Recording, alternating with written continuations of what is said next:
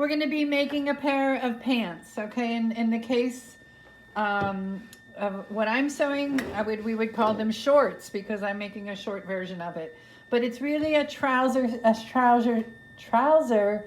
type of style. So in the difference between a trouser and a jean, let's say, is going to be in the amount of width that's in it. And a jean is going to fit tighter to the body than a trouser is. A trouser is going to be a little bit looser, lower rise. It's going to have a little bit more room in the legs and in the thighs. But from this basic trouser draft that we've done, we could make any alterations we wanted to create that jean, or even to create a legging from it. So this becomes our basic pattern. So is really what that's all about. So anyhow, the first thing that we're going to do, we're going to see that in the front of any trouser, the rise is much shorter and much not nearly as rounded. So this is the front. When I look at this piece, I already can tell that this is my front because of that smaller rise. In the back, it's much longer, but of course there's much more to go around in the back. So anyhow, so we can start with the first thing we do is we're going to start with our trouser front, and we're going to sew the darts. So I've already marked my dart point, and then with notches marked the 3 at the top. So that's going to get folded. This is one dart.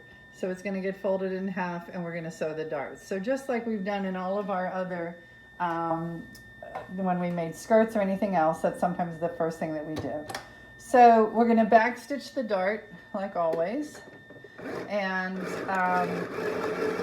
then sew it to the end. We're going to sew 1/2 inch past that mark,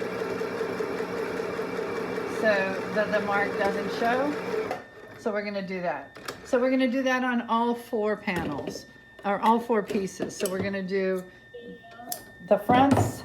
We're going to do the same thing on the opposite one. Now, especially if you're working in muslin, make sure when you do this that you have a left and a right.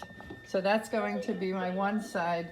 I want this to be that side, so I know I have to sew it with right sides together this way, because we don't want them, you don't want them to be exactly the same as each other. You want them to be mirror images of each other.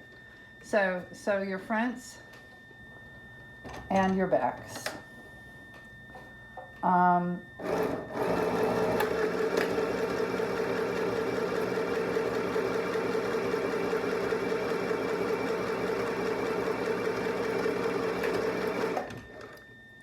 Okay, so I'm not going to have you watch me sew the back, but now we could go to the ironing board and we can press this. And remember, when we're pressing darts, we're always going to press it toward the belly button or toward the middle of the spine. So in this case, it would be pressing it that direction. So we would press that. Let's just pretend I pressed it. I'm going to do that as a later step. The next thing we do... All right, so we're going to do the darts, front and back darts. Then the next thing that we're going to do is the rise on the front. So now again, with right sides together, so my darts, you're seeing the darts on this part, right? We're going to sew down the rise. And we're going to sew this at a 1/2 inch seam allowance. If that's what you put on your pattern, which you should have. Okay, so we had planned a 1/2 inch seam allowance, so we're just going to sew this as a regular stitch. We're going to sew the rise.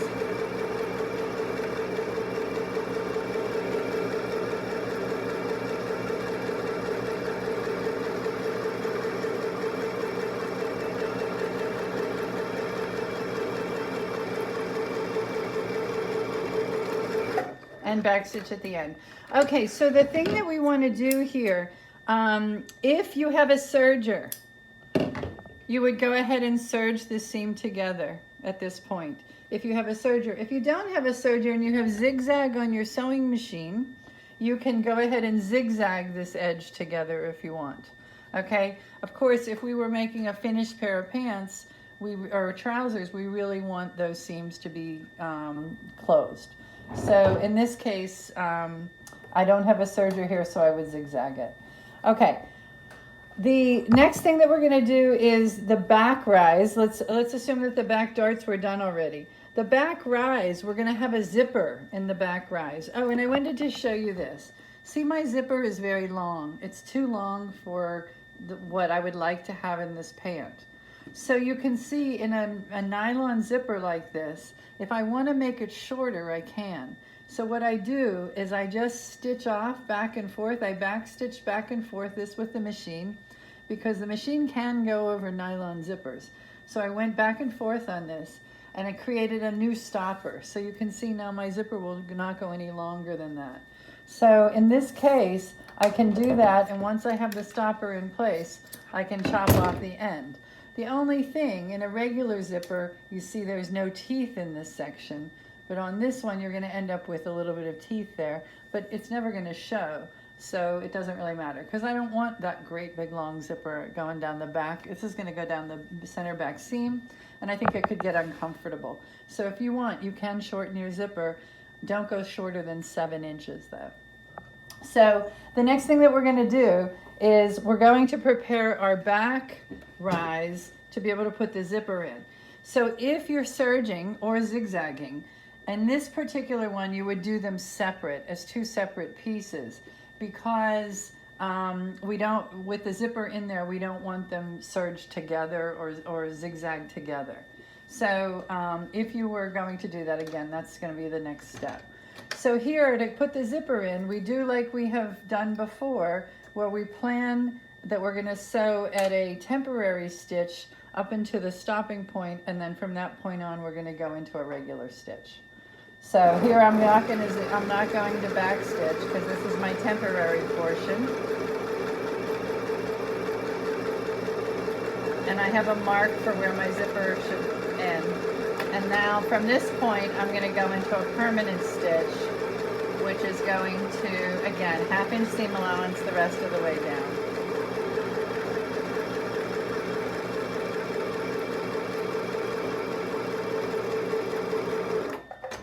Okay, so from that point, we're going to then get ready to put our zipper in.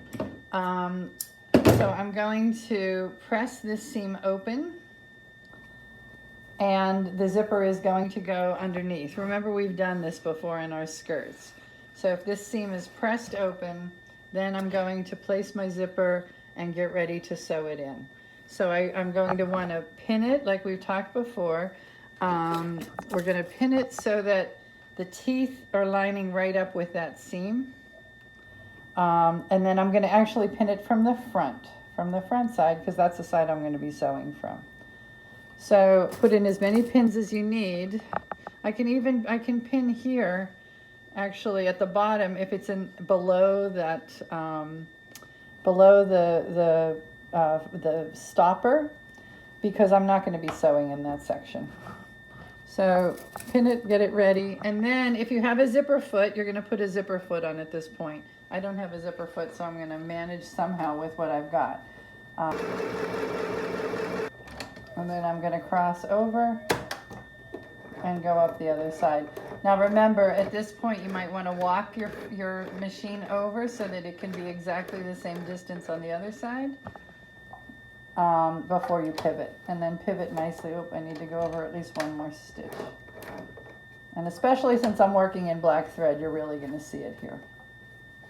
So, and now I'm going to go up the other side. That wasn't so bad. So now I've got my zipper in, I can go ahead and undo the seam that's in between, and then I'll be ready to proceed on from there. So anyhow, so there's my back. You see the zipper's in. You can see the rise. This is the part that's going to go under the butt, right? And there's the zipper, and then there's the darts. So once I have those finished, and I have my front finished, which is this way, and of course I would go and press it all first, but I'm going to do my pressing a little bit later on, because I want to just have you see what I'm doing. Of course, you're going to clean up all your extra threads and all that stuff. We know how to do that. So now that we have this way, this is where people go wrong very often. A lot of times what they'll do is they sew this up, and then it ends up that you only have the front sewed to the front. What happens is we have to sew the front and the back together, and I like to do it at the side seams first, because it seems to make more sense to me. So put your right sides together, facing each other, and you're going to sew the side seams down. They should be the right length for each other if your pattern was good, right? If we were going to do pockets, we would be inserting those side seam pockets here. But for today, I want to skip the pockets because I want you to make sure that the pant goes together first very well. If it does, then you may want to make a nicer pair, and then we can do the pockets into it. But usually when we're testing a sloper at the beginning or our first draft of a pattern, I always like to keep it simple and not add all those other gadgets to it, because to really see if it fits properly, we want it in its simplest form. So, okay, so now side seams. Again, side seams are going to be just like we've always done, back stitching. And of course you can pin this together if you want. With a shorter piece like I have, I'm not too worried about going off. Okay, and I would do the same thing with the other side seam. So I'm going to put those pieces together.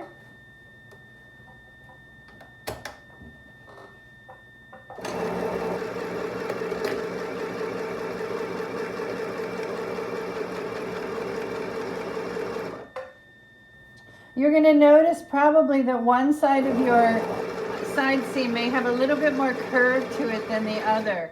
But don't forget, the front of your body, especially when it comes to at your rise line, your back is so much fuller than your front that it would make sense. So if you notice that your curves are slightly different, that's normal.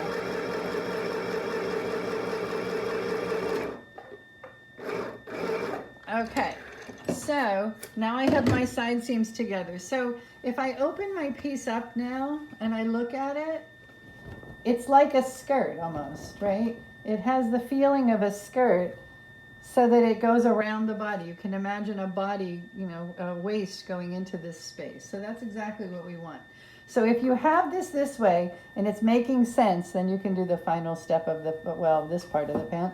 And that means right sides together. We're going to sew the rise. So again, this is one of those things where we want to make sure we're sewing the right parts.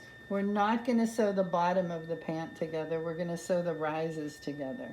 So here, with our seams opened, we're going to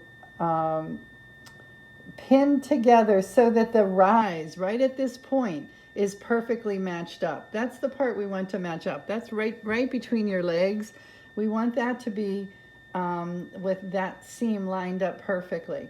If something goes off, for instance, I was telling you that my cutting might have been off a little bit, which I think it was, you're going to see that one of these sides is longer than the other, but I know that's my cutting.